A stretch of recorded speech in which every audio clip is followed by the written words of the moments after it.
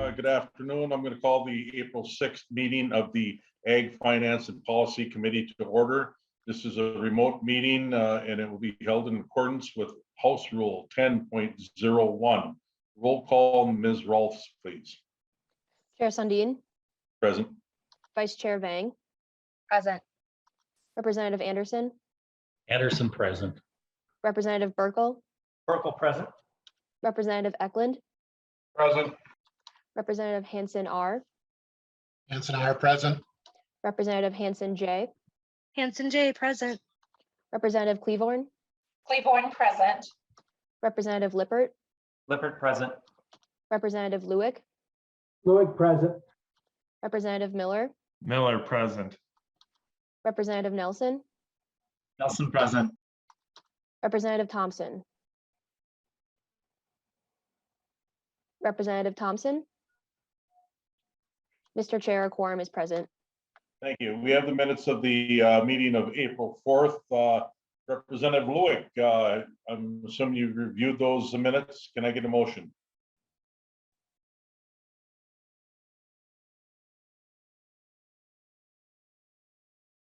Okay. So moved, Mr. Chair. I think Okay. I was muted. Thank you, Representative Lewick. You've heard the motion. Any questions, corrections?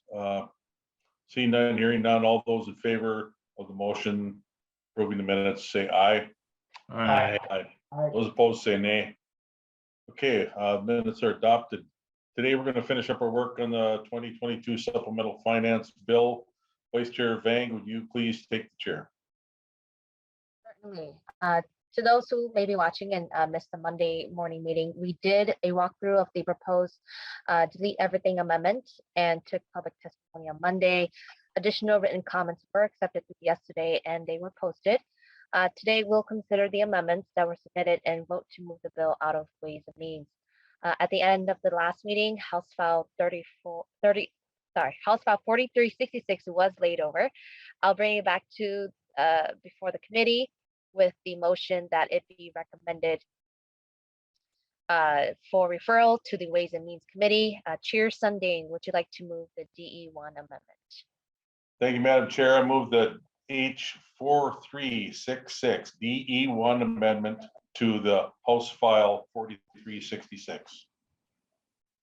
Okay, members, the DE1 amendment is before us. There are a number of amendments to the DE1 amendment were submitted by the deadline. I will just go in numerical order and start with the A5 amendment. Representative Anderson, you have the A5 amendment. Please move your amendment and tell us about it. Thank you, Madam Chair.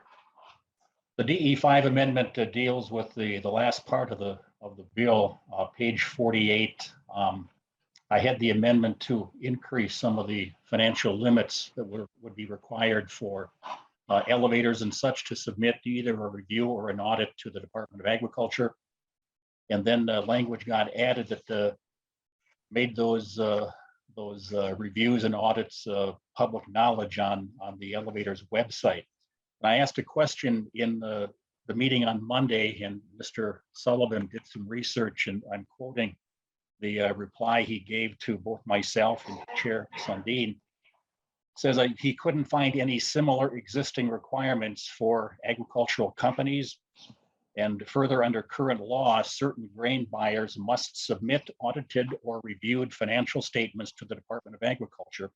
And when in the MDA's possession, these statements and the accompanying reports and opinions are classified as private, non-public data. That's statute 223.17, subdivision 6, paragraph B. Madam Chair. Other instances of this data remaining private include applications to the Rural Finance Authority, the Ag BMP program, ethanol payments when we had those back years ago, and also pertaining to what's called the Dairy Trade Practices Act, which would impact the dairy processors, wholesalers, and retailers in the milk handling side. So, Madam Chair, I would ask the committee to look favorably on this amendment to delete that language, which I see as problematic in the bill on page 48, those two areas where the new language got added to my amendment. Chair Sundin, do you have any guidance for the committee? Well, some, I would say, there's some legitimate issues that have arisen, regarding data privacy. We heard from Mr. Sullivan on that. And I think the bill language, or the language in the bill, addresses the need for information available to farmers when selling their crops. So I'd like to continue to work on this before it gets to the floor and encourage a no vote for today. But I'm certainly willing to work with Representative Anderson on moving his efforts forward, possibly in the Ways and Means or on the floor. So right now, I'd encourage a no vote. Members, any questions to the other discussion on the amendment? Madam Chair. Representative Anderson? Thank you, Madam Chair. Well, I'm a little bit surprised at that, but I will continue working with the chair as this moves ahead. And if the chair is not in favor of the amendment, I would ask for a roll call, Madam Chair. All right, a roll call being requested. Any further discussion on the amendment? Seeing no further discussion, Ms. Ralph, please take the roll. Chair Sundin, No. Vice Chair Vang, No. Representative Anderson, Anderson, aye. Representative Burkle, Burkle, aye. Representative Eklund, No. Representative Hanson J, Hanson J, no. Representative Hanson R, No. Representative Cleavorn, Cleavorn, no. Representative Lippert, Lippert, no. Representative Lewick, Lewick, yes. Representative Miller, Miller, aye. Representative Nelson, Nelson, aye. Representative Thompson. Representative Thompson. Mr. Chair, there are 5 ayes, 7 nays, and 1 absent vote. There being 5 ayes and 7 nays, the motion does not prevail and the amendment is not adopted. Next we have is the A6 amendment. That is my amendment, and I will move that before the committee. So members, the A6 amendment is a reference to microfarm grants. That's 2.6 billion to organizations who can provide technical assistance and relevant services to support farmers and apply for the new federal microfarm policy. And I ask for your support. Any questions and discussion to the committee? Representative Anderson. Madam Chair, as I recall, you had a bill specifically that would provide eligibility and funding for this federal micro loan program, and it wasn't in the original bill, and now it comes back to us as an amendment. Could you give us some background as to why it wasn't in the original bill and why we see it again now here as an amendment? Thank you, Representative Anderson. So it is part of the original bill. For the A6, it's just added additional language to allow to pay for coverage to the microfarm policy. So it's still, much of it's still the same amendment. It just added more where the funding can be applied to. Follow up, Representative Anderson? No. Any further discussion? Seeing no further discussion, all those, the A6 amendment is before us. All those in favor signify by saying aye. Aye. Aye. Those opposed say nay. No. No. The motion prevails. The amendment is adopted. Next we have is the A7, House File 436687 by Representative Burkle. Representative Burkle, please move your amendment and tell us about it. Thank you, Madam Chair. I'd like to move the A7 amendment.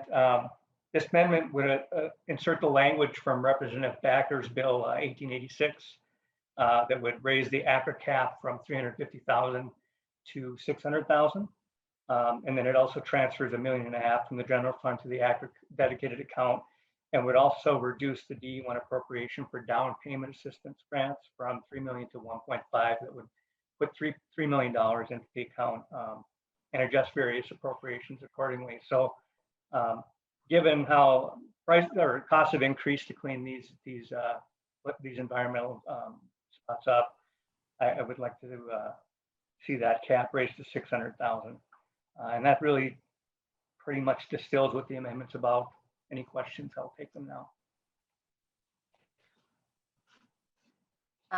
Discussion to the amendment, Representative Anderson. Thanks, Madam Chair. I support the Burkle amendment, and the reason I support it is the additional funding to be put into the program. As it would stand with the increase, there may also be an increase in the fees charged, and the retailers pay a fee, and that's kind of capped at 1/2 of their license. And it would fall in onto the folks that buy pesticides and fertilizer to pick up some of the increase to make that fund whole again in case of a fairly large remedial project. So I support the amendment by Representative Burkle with the addition of 1.5 million to the response fund, and I would encourage a green vote. I also see Commissioner Peterson. Would you like to comment on the amendment? Please identify yourself and proceed. Madam Chair and members, Tom Peterson, Commissioner of Ag. I would appreciate the opportunity to comment on this for a minute. I'd like to, if it was possible, have Mr. McAdams from our staff make some comments about this. We still have to raise some fees, but we're happy to work on this. And it's also nice to see an increase in this too as well, but we do have some issues with this we'd like to raise if Mr. McAdams could address that. Mr. McAdams, please identify yourself and proceed. Madam Chair and committee members, my name is Roger McAdams. I'm the Assistant Director of the Pesticide and Fertilizer Management Division. I also am the Executive Director of the Agricultural Chemical Response and Reimbursement Account. I think this amendment, as it goes along with the report that we submitted and the stakeholder information that we provided from the regulated folks and the farmers, it goes along with the comments we received from stakeholders to raise that cap. There was a concern about the fees that would have to be raised. We put forward a fiscal note in estimation of perhaps needing an additional $3 million by adding the appropriation of $1.5 million into that account. That'll go a long ways to cover the potential added. So the fee, although the fees may still have to go up, they would not need to go up as far as we had projected in the fiscal note. So. Thank you, Mr. McAdams. Chair Sundin, do you have any remarks? Thank you, Madam Chair. I appreciate the input from the department, and not to repeat everything that's been said, but I believe everyone wants to raise the cap, but not pay the increased fees. So rather than having those impacted or benefiting from the increase, this amendment has the taxpayer funded. So I'm thinking whoever is back next year needs to take a comprehensive look at changes in this and other programs as well. But right now I'd urge a no vote on the A7. Any further discussion to the A7 amendment? Representative Anderson. And I'm sure I'd request a roll call vote on this amendment. All right, a roll call being requested. Representative Anderson, anything else? No, I think the testimony from the folks at the department signaling that the increase in fees would be less if this amendment were included in the bill, and any way to lower those fees, I think would be a good step. So I would support the amendment and ask for a green vote. Seeing no further discussion and a roll call being requested, the A7 amendment to the amendment is before us. Ms. Ralphs, please take the roll. Chair Sundin, No. Vice Chair Vang, No. Representative Anderson, Anderson, I. Representative Burkle, Burkle, aye. Representative Eklund, No. Representative Hanson R, Hanson R, no. Representative Hanson J, Hanson J, no. Representative Cleavorn, Born, no. Representative Lippert, Lippert, no. Representative Lewick, Lewick, yes. Representative Miller, Miller, aye. Representative Nelson, Nelson, aye. Representative Thompson, Representative Thompson. Madam Chair, there are 5 ayes, 7 nays, and 1 absent vote. There being 5 ayes and 7 nays, the motion does not prevail and the amendment is not adopted. Next we have is the A8 amendment by Representative Anderson. Representative Anderson, please move your amendment and proceed. Thanks again, Madam Chair. I'd move the A8 amendment, and what it does pertains to page 3 of the DE amendment, line 18. There already is a grant of $2 million to the department, and what the amendment would do would delegate or designate a $10,000 grant to each of our 87 counties, go to the agricultural inspectors in each of those counties to enforce and implement the noxious weed laws in Minnesota, and also educate county residents regarding issues pertaining to agriculture, including but not limited to the noxious weed situation. I carried a bill earlier this session. We've tried it now for 2 years, and the county ag inspectors are a dedicated group. They do a lot of things in the counties, and they asked for some dedicated funding, really a relatively small amount to each county to help them carry out their duties. They have a lot of duties in the field of agriculture, but especially pertaining to noxious weeds. So I would ask for support for this amendment, which would give each county in the state a one-time grant of $10,000. Commissioner Peterson. Madam Chair, again, Tom Peterson, Commissioner of Agriculture, Minnesota Department of Agriculture. We just have some comments on this. First, I'd just like to say, really appreciate this being in the bill, just the base, the funding that's in the bill for increased noxious weeds. It's something we hear about quite a bit, but we have Mr. Cordelette from our department, and I'd like to have him make some comments if we could, Madam Chair. Mr. Cordelette, please identify yourself before the committee and proceed. Hi, thank you, Madam Chair. My name is Anthony Cordelette, and I supervise the noxious weed and hemp programs at the Minnesota Department of Agriculture. And I wanted to say thank you for the support to the county ag inspectors. You know, like most programs in the department, we hire staff to go out and enforce the laws and regulations that we have on the books or in the laws. The weed law is very old, and in that situation, we actually have the counties and townships and municipalities that have retained local control over enforcement. So although we help administrate and educate the county and township partners, they ultimately have to go out and do the work. My staff, I only have 2 full-time people here at the department that oversee the entire state in the noxious weed program. So we really value the work that the 87 counties do for us.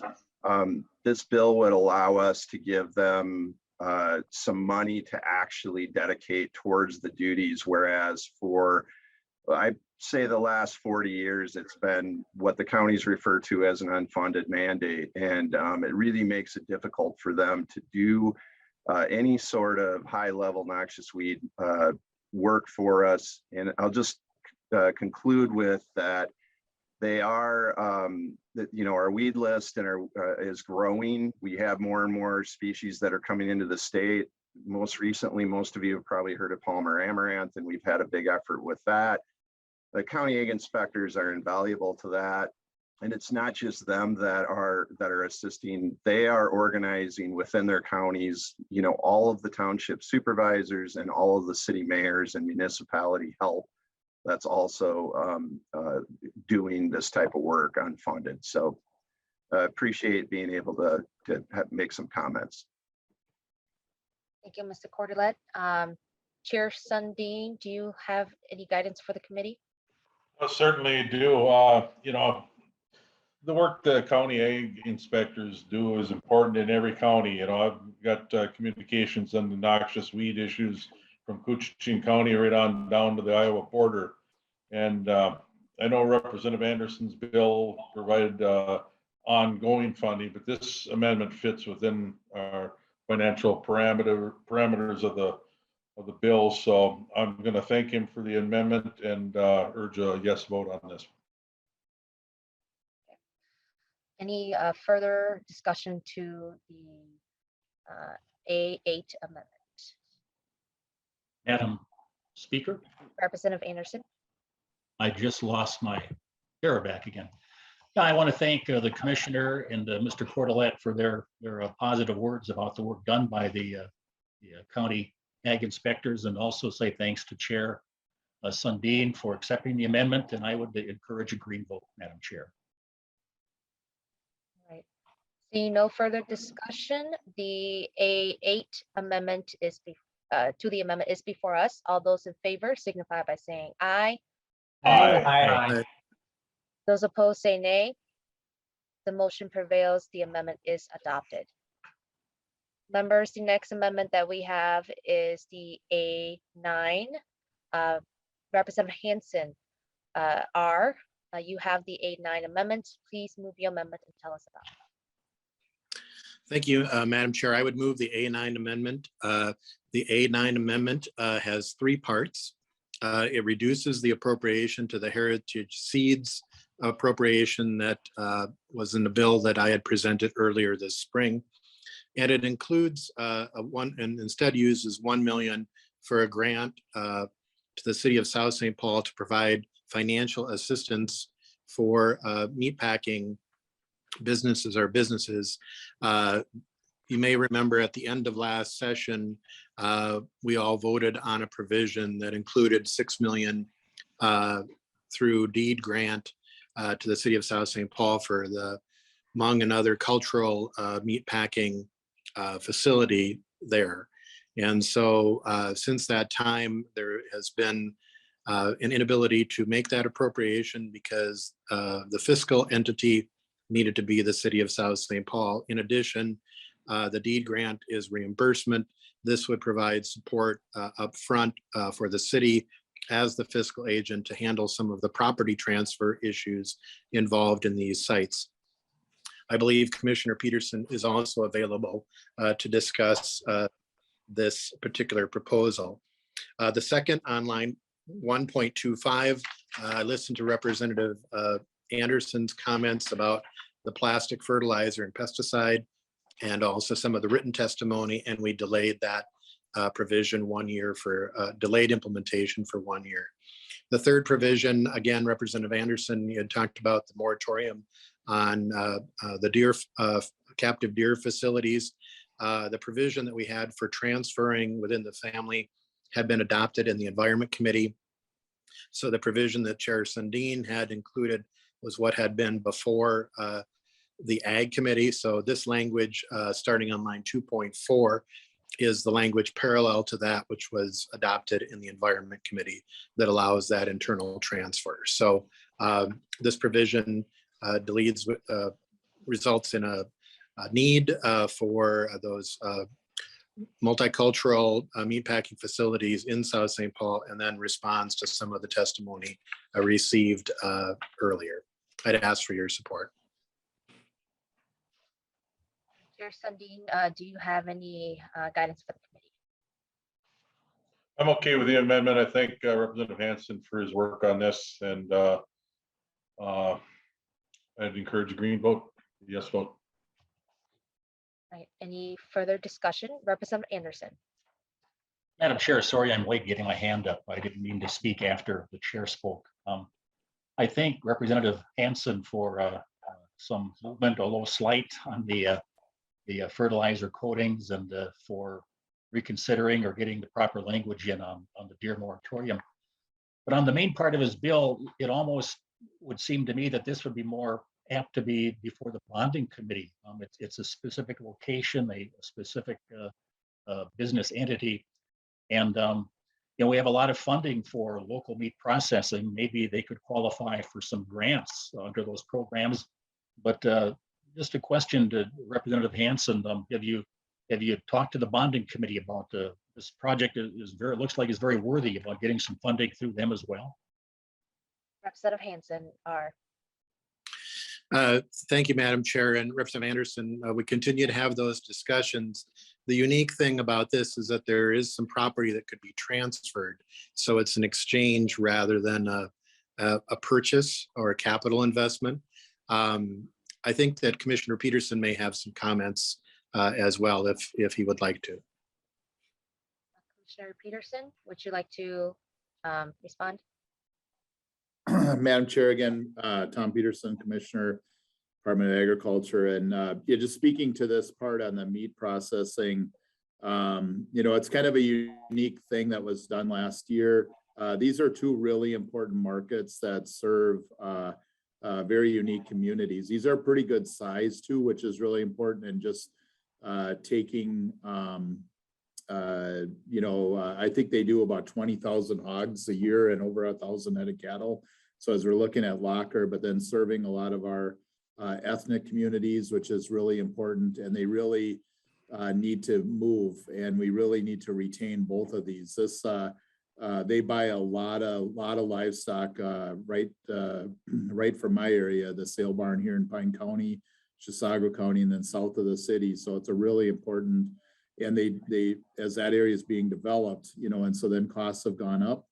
And so I think it's an important piece. If there's something we can do, whether it's this idea or looking at cash through bonding or another thing, something that we've tried to look at. And I do appreciate Representative Hansen bringing this forward, addressing this issue, just because of the importance that these two plants serve this situation. I would just say, like, costs, and we're working on all fronts. So they'll be eligible for our meat processing grants.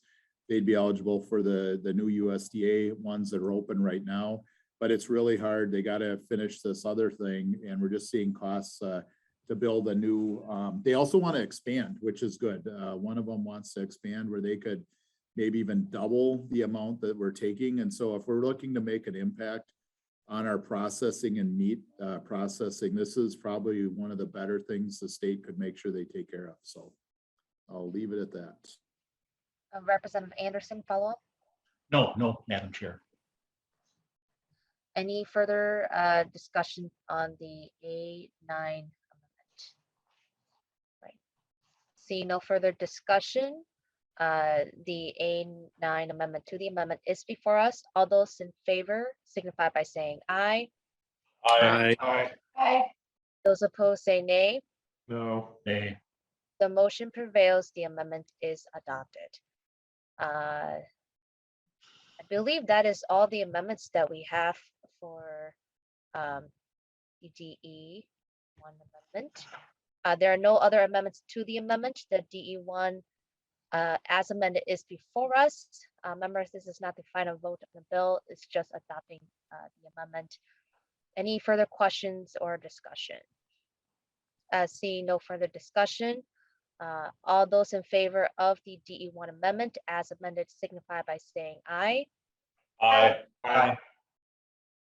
Those opposed say nay. No. Nay. The motion prevails and the DE1 as amended is adopted. House File 4366 as amended is now before us.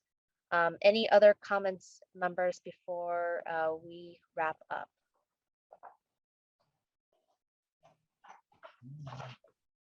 Chair Sundin, do you have any closing comments before we take our final vote?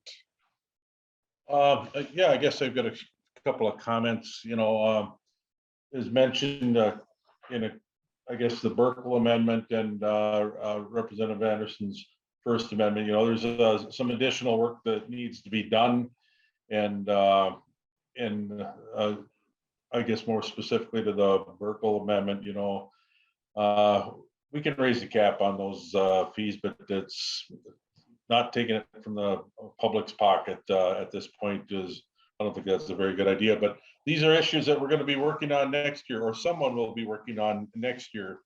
And I would say good luck to move those issues forward. But thanks for the constructive discussion and the adjustments we made to this ultimate proposal. So I'm looking forward to working on this as we move to the floor and through conference. So thank you very much. Oh, I see Representative Anderson's got his hand up. Representative Anderson. Thanks, Madam Chair and Mr. Chair. Yeah, thanks for the work on the bill. This committee always, to me, is a joy to work with. And Mr. Chair, I'd certainly like to visit with you or work with you as this bill moves forward. The language about the elevators and such is concerning to me, and I would hope that we could find some common language where we could keep that information private, non-public, as we move ahead with this. And I would appreciate working with you as this bill moves closer to the floor. Thank you, Mr. Chair. Just to reassure Representative Anderson, I'm always willing to work with him more so than anyone else in the legislature. So looking forward to making the bill better if we can. So I just like to thank everyone that's been involved and had a hand in this, a lot of fingerprints on this bill. So looking forward to pushing it through the process, and I ask for your support today. All right, seeing no further discussion, the motion before us is that House File 4366 as amended be recommended for referral to the Ways and Means Committee, and that nonpartisan staff is directed to make any technical corrections as needed. Ms. Ralphs, please call the roll. Chair Sundin, Aye. Vice Chair Vang, Aye. Representative Anderson, At this time, nay. Representative Burkle, Burkle, no.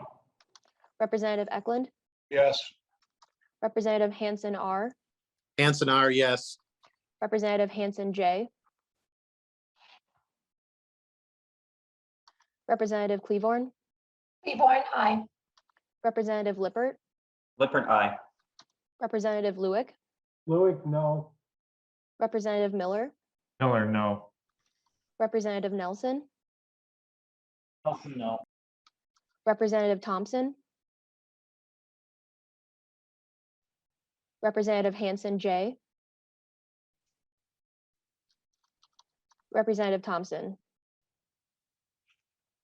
Madam Chair, Excuse me, before you announce the vote, Representative Thompson is just joining here. okay, thank you. Representative Thompson, Got kicked out. I got kicked out of the Zoom, so I wasn't able to vote. Representative Thompson, right now, the motion before us is House File 4366 as amended. Be recommended to refer to the Ways and Means Committee, and we're taking a roll call vote. Yeah, Representative, she was close to my name and I got kicked out. Okay, no worries. Representative Thompson, Yes. all right, thank you. Representative Hanson J. Madam Chair, there are 7 ayes, 5 nays, and 1 absent vote. sorry, what's the number again? 7 ayes, 5 nays, and 1 absent. There being 7 ayes and 5 nays, the motion prevails, and House File 4366 as amended is on to Ways and Means. Thank you, members. Chair Sundin, I will return the gavel to you. Okay, well, thank you very much. Members, that's about it for our agenda today, and quite possibly for our regularly scheduled meetings. I don't anticipate meeting again this session, but as you know, we have some emerging issues that we may need to address. I see Representative Burkle's got his hand up if he wants to say something before I close. Thank you, Mr. Chair. I just wanted to address the situation in the poultry industry now with high path AI. I'm wondering if you could maybe talk a bit about where we're at with the Senate drought bill and our drought bill and what's going to happen here in the next couple of days. My understanding is over the last 5 days, things have escalated quickly, and I'm afraid that coming back from Easter break, it might be too late. And I don't know if Commissioner Peterson wants to chime in or not, but if he's still on. But I'd like to see something happen before we leave on Friday. Could you address that? Commissioner Peterson, you want to lead off in this discussion?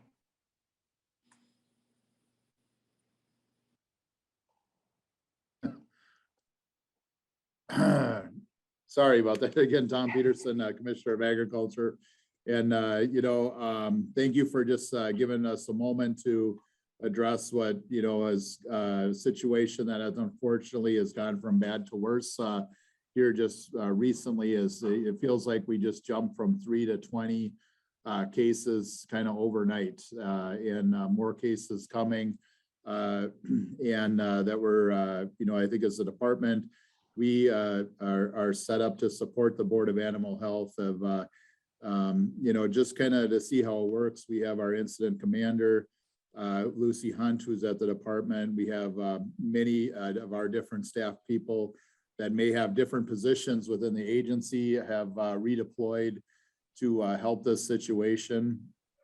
The couple of concerns we're seeing is that this is not just staying in the poultry belt of Stearns and Wilmer and up to Becker County, things like that. We're starting to see now 2 cases in Waseca County, cases in Dodge County, cases in LeSueur County, kind of spreading around the state. And just a reminder that just not in commercial, but also in backyard flocks as well. And so,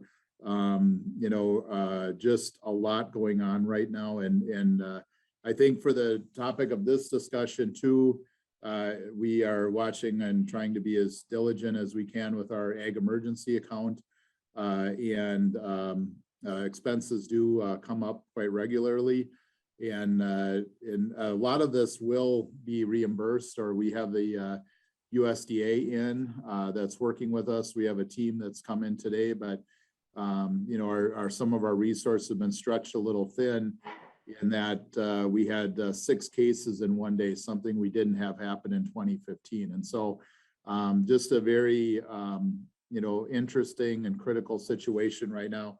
We are seeing it not move farm to farm, which is important, as we did in 2015. We hope to keep that. We think that that has to do with good biosecurity plans and things like that we're taking in place. So I'll just leave it at that, Mr. Chair. Glad to answer any questions, and thank you for the opportunity. Representative Anderson, please. Thanks, Mr. Chair.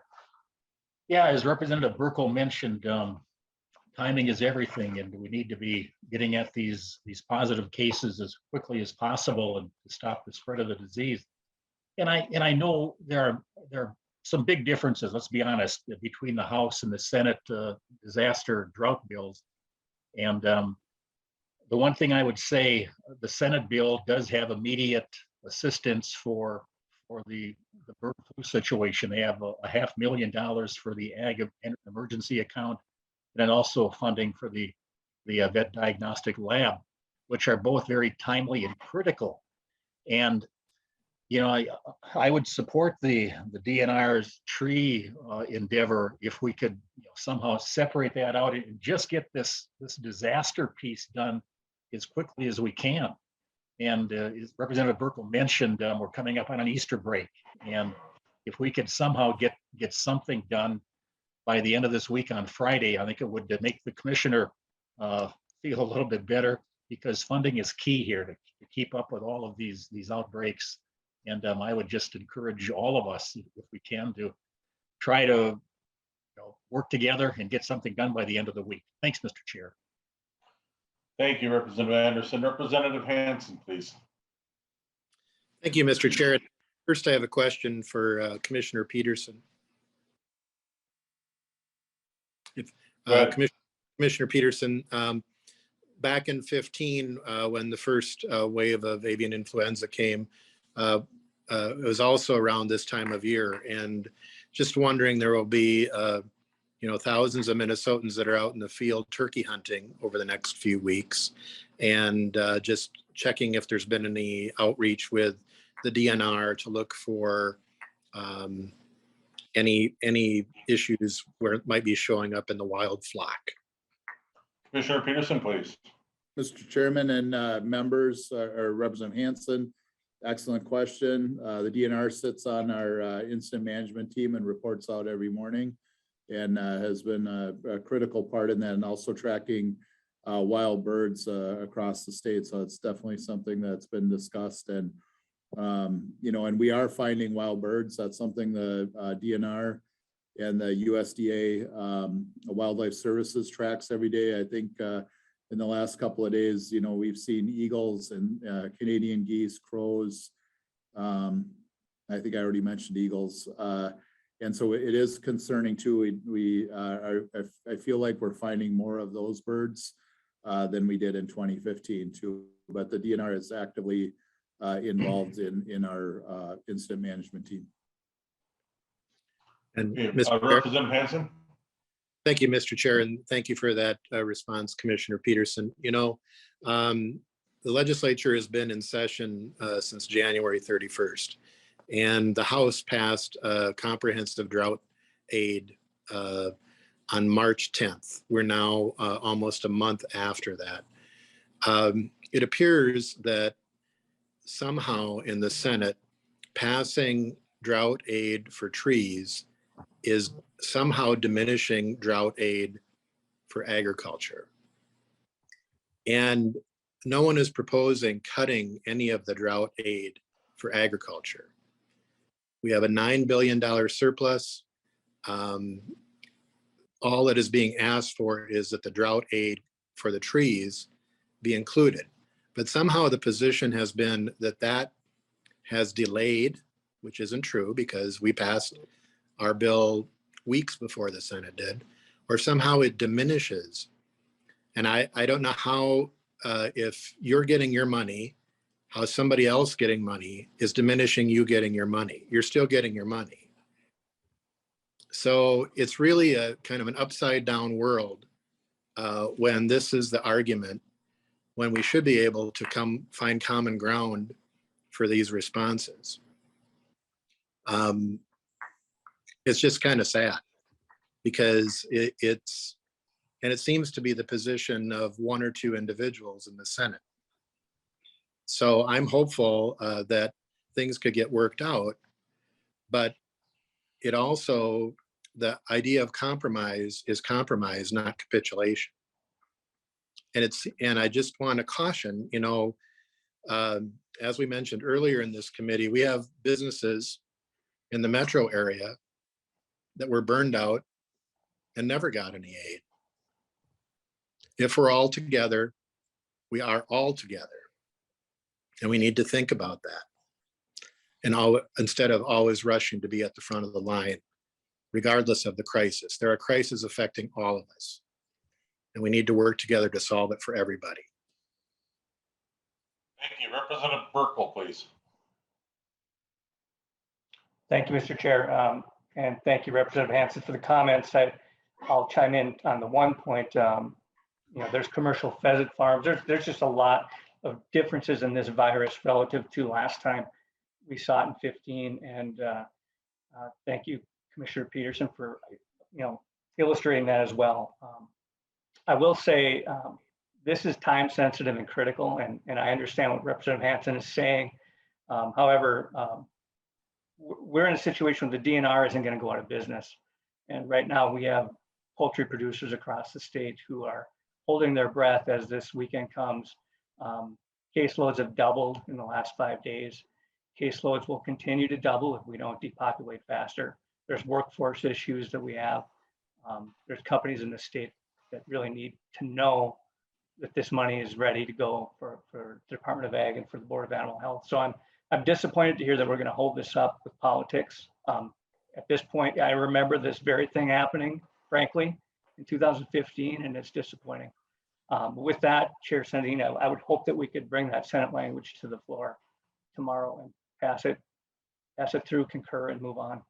This money needs to get to the Department of Ag as soon as possible. Thank you. Thank you, Representative Burkle. Representative Loic, please. Yeah, thank you, Mr. Chair. I would echo Representative Burkle's concerns.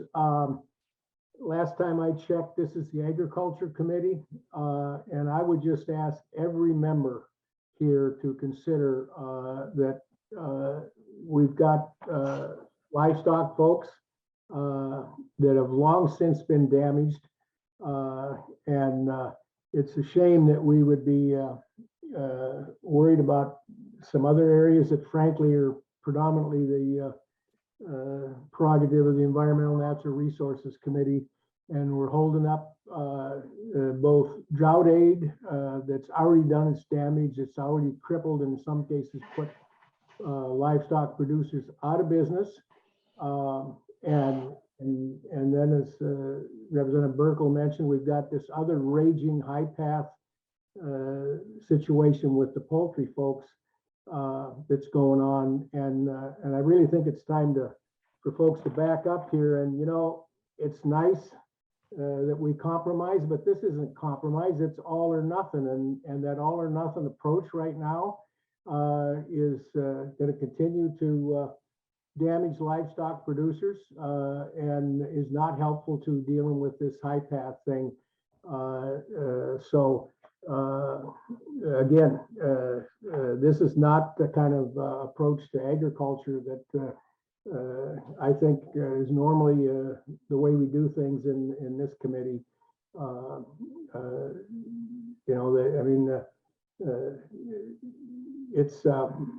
You know, everybody doesn't get everything every time, and you got people suffering out there, and this is just a pretty callous approach as far as I'm concerned, that we continue to drag our feet on this. You know, sometimes it takes 2 or 3 steps to cover all the bases. You don't get the first base until you hit the ball. And this is really simple. We need to hit the ball and get that initial emergency dollars out there for those that have already suffered the damage and those that are suffering it right now, and the ability to continue to support our emergency response. So just get out of this all or nothing approach because people are suffering. Thank you, Mr. Chair. Thank you, Representative Loic. Representative Cleburne, please.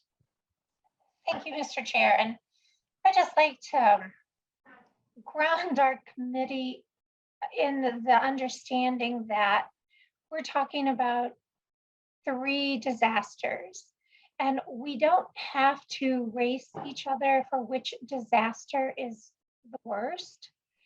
When we have priorities in our state, we can all work together collectively to address each of these disasters and without calling each other names and being respectful.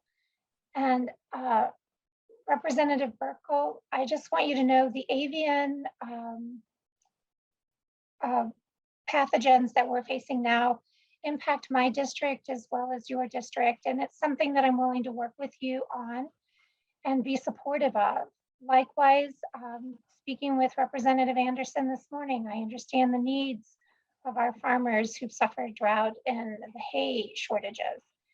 These are things that we can all work on together, but I just ask that we please step away from name calling or intention or any of that.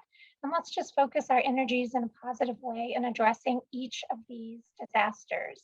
And we can do it collectively or we can do it separately. But the intent is making sure that we get help where it's needed for any disaster that impacts our state. Thank you. Okay, second or third time around, Representative Burkle. I'll be quick, Chair Sundin, sorry. I just want to remind everyone, and thank you for that, Representative Cleburne. And I'm willing to work with everyone as well. I just want everyone to remember what happened in 2015 and the fact that as an industry, it cost us $650 million. So this can escalate quickly, and it will escalate quickly if we don't act quickly. Thank you, Chair.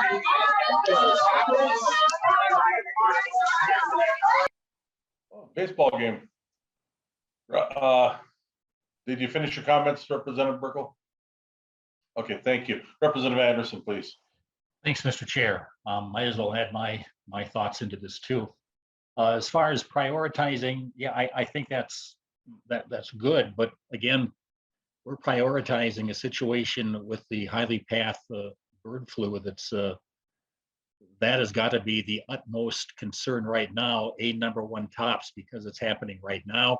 We're being overwhelmed. There's talk of calling in outside forces to help man some of these situations to get this controlled. So that has got to be priority #1, no doubt about it. The drought aid, the drought happened a year ago. We've had a lot of time to work on the drought bill, that it wasn't pushed forward. And again, I think the people with livestock need to be somehow helped as they try to recoup and to keep their herds intact. And just to comment to Representative Hansen, I hear you. I hear what you're saying, but in my feeling is that we maybe shouldn't have put the two together. The drought aid for farmers, in my opinion, could have been done separately. And then the fact that there were $13 million for your portion, the DNR and the trees, and $10 million for the ag community. I think the perception by some is that, well, you can take it for what it's worth, I guess. But again, should they have been linked together? That's not my call to make. But I think they're related, but really they aren't, in the sense that again, the timing is so key on the animal side, the poultry side, and on the livestock side as well. So, Mr. Chair, again, I would urge too that we could somehow come together and prioritize this turkey flu thing, the bird flu thing, as the top priority, and get funding to that before we take off on our Easter break. Thank you, Mr. Chair. Any other comments on this topic? Okay, thank you, Representative Anderson and others for this good discussion. The influenza outbreak is of the utmost importance at this point. And the drought relief, that's been sitting on the Senate's table since the 10th of last month. And I'm just surprised that they took so long to even respond with an inadequate response. But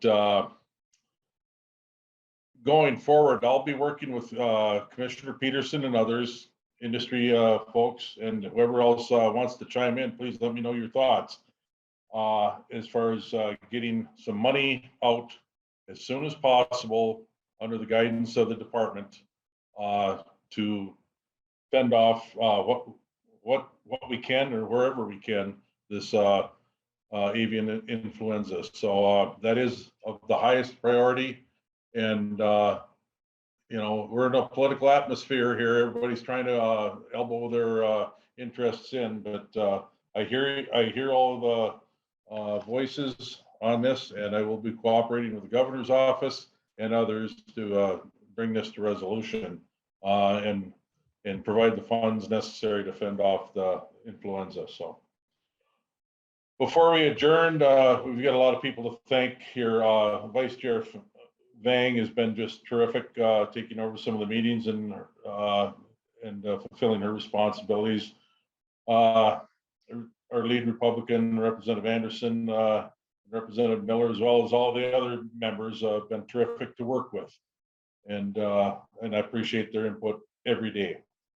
All the state agency folks that they've advocated on behalf of an organization. All these people have just been terrific. Our nonpartisan staff, Colby Sullivan, Ken Savory, House Public Information Team, and our partisan staff, Bennett Smith, Mark Nisley, and Margaret Martine, just terrific people to support us in our efforts here. And our committee staff, past and present, we go through a few people once in a while. We miss the people that have contributed, and I welcome the new people as well. So I appreciate your partnership. Most of you have made my last year's chair very rewarding. So, and we're not done yet. With that, this meeting's adjourned. Thank you.